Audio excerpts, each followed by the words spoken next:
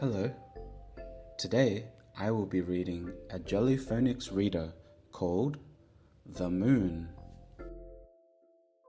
When we look up into the night sky, the moon is the biggest thing that we can see. In fact, the moon is smaller than the earth.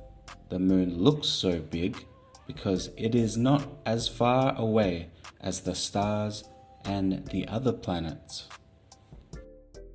There are 9 planets that go around or orbit the sun. Earth, the planet we live on, is one of those planets. It is the 3rd planet from the sun. The moon orbits the earth, and at the same time it spins around too.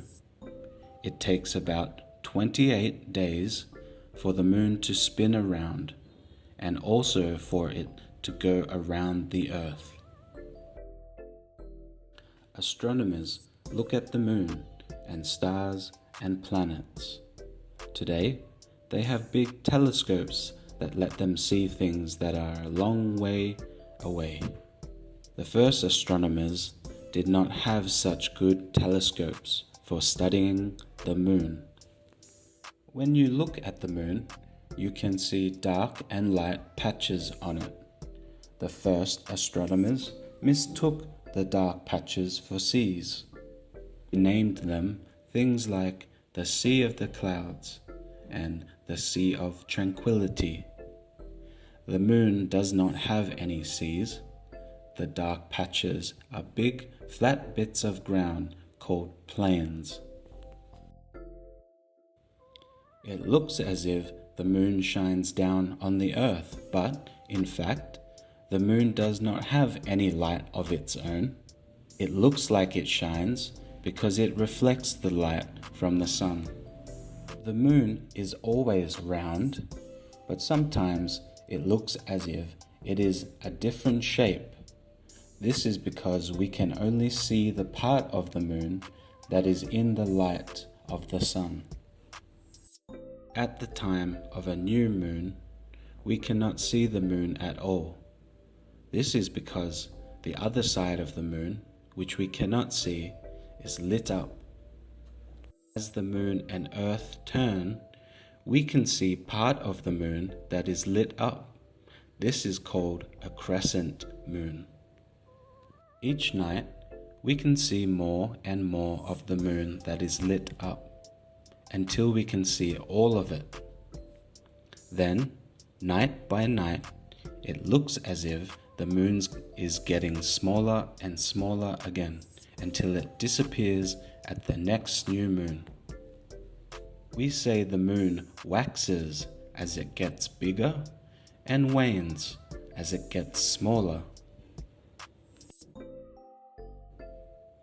Sometimes, as the moon orbits the earth and the earth orbits the sun, they cross each other.